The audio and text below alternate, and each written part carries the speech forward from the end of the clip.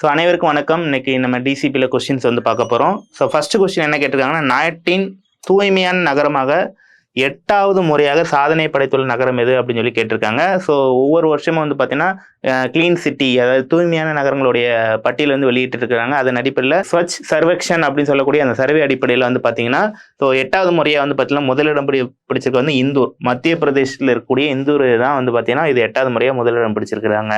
So அடுத்த second question வந்து பார்த்தீங்கன்னா, கீழ்கண்ட கூற்றுக்களை ஆய்வு செய்க அப்படிங்கிற மாதிரி கொடுத்துருக்காங்க. கூற்று 1, சூப்பர் ஸ்வச் லீக் 3 லட்சம் முதல் 10 லட்சம் வரை மக்கள் தொகை அப்படிங்கிற மாதிரி கொடுத்துருக்குறாங்க. ஸோ இந்த நாடு முழுவதும் சிறந்த தூய்மையான நகரங்களை வந்து பட்டியலிடுறப்ப ஸோ 2 கேட்டகரியாக வச்சுருக்காங்க. சூப்பர் ஸ்வச் லீக் அப்படிங்கிற பிரிவில் வந்து பார்த்தீங்கன்னா தொடர்ச்சியாக போயிட்டு இருக்கக்கூடிய நகரங்களும் பட்டியலிட்டிருக்காங்க. அது மட்டும் இல்லாமல் 3 லட்சம் முதல் 10 லட்சம் வரையும் பட்டியலிட்டிருக்காங்க. ஸோ இது வந்து கரெக்டு தான். அதுமாதிரி ஸ்வச் சாகர் பிரிவு அப்படிங்கிறப்ப 10 லட்சத்துக்கு மேற்பட்ட மக்கள் தொகை கொண்டதுங்கிறது கரெக்டான இதுதான். ஸோ 2மே கரெக்டாக தான். Option A. அடுத்து 3வது, சூப்பர் ஸ்வச் லீக் பிரிவில் தூய்மையான நகரப்பட்டியல் முதலிடம் வகிச்சிருக்கிறது வந்து பார்த்தீங்கன்னா இந்தூர் தான் வந்து பார்த்தீங்கன்னா சூப்பர் ஸ்வச் லீக் பிரிவில் முதலிடம் பிடிச்சிருக்கிறாங்க. அடுத்து ஸ்வச் சாகர் பிரிவில், அதாவது பெரிய நகரங்களுக்கான ஸ்வச் சாகர் பிரிவில் முதலிடம் பிடிச்சிருக்கு யாருன்னு சொல்லி கேட்குறாங்க.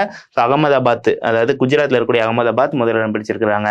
அடுத்து எந்த நாட்டின் அரசாங்கம் வாக்களிக்கும் வயதை 18லேருந்து 16ஆக மாற்ற திட்டமிட்டுள்ளதுன்னு சொல்லி கேட்குறாங்க. United kingdom. Option A. So அவ்வளோதான். சுரேஷ் IAS அகாடமி, வெற்றியின் முகவரி.